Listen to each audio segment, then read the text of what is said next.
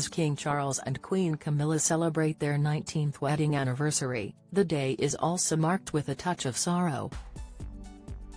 Today also commemorates the third anniversary of the passing of Charles' dearly loved father, the late Prince Philip. He passed away just over a year before his devoted wife, the late Queen, at the age of 99 after spending his final tranquil days at Windsor Castle.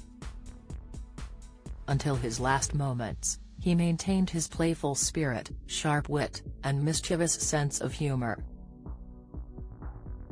In typical fashion, the 99-year-old couldn't resist making one final quip while speaking to his eldest son Charles, the day before he passed. In a documentary honoring his father's life, Charles recounted the last conversation he had with Philip over the phone, mere hours before his death. During an intimate interview for a BBC film, the now king described how he delicately brought up the topic of Philip's impending 100th birthday and suggested a party, despite knowing his father wasn't fond of such celebrations. Charles shared how Philip's response provided him with one last joyful memory of his father's cheeky character. He informed him that the family had been discussing his 100th birthday and a potential celebration, reports The Mirror. Aware that his father was slightly hard of hearing, Charles then repeated himself more loudly, emphasizing, "We're talking about your birthday. And whether Terry's going to be a reception." Charles recalled a sharp retort from his father, Prince Philip, saying, "Well, I've got to be alive for it, haven't I?" Charles then said, "I told him I knew you'd say that," and added that it was a happy memory. Since Philip's passing, Charles has fulfilled one of his parents' promises by bestowing his youngest brother, Prince Edward, with Philip's former title. Buckingham Palace announced last year that Edward had assumed the Duke of Edinburgh title, previously held by Philip. This means that Sophie is now referred to as the Duchess of Edinburgh.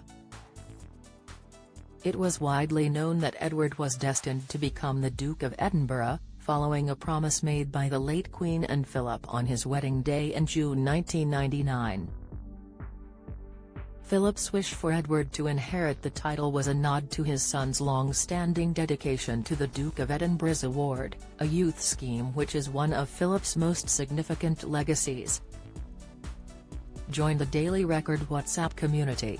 Get the latest news sent straight to your messages by joining our WhatsApp community today. You'll receive daily updates on breaking news as well as the top headlines across Scotland. No one will be able to see who is signed up and no one can send messages except the Daily Record team. All you have to do is click here if you're on mobile, select Join Community and you're in. If you're on a desktop, simply scan the QR code above with your phone and click Join Community. We also treat our community members to special offers, promotions, and adverts from us and our partners. If you don't like our community, you can check out anytime you like. To leave our community, click on the name at the top of your screen and choose Exit Group. If you're curious, you can read our privacy notice.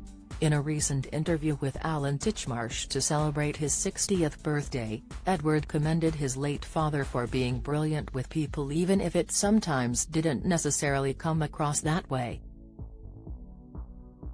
"He was always encouraging everybody," he said. "You sort of needed to get to know him. Everybody would always comment on my father's sense of humor, but that's what he was just doing. He was just an extraordinary man. He was the Prince Albert of our age. He had an extraordinary mind. He loved design, he loved innovation, he was brilliant with all sorts of people."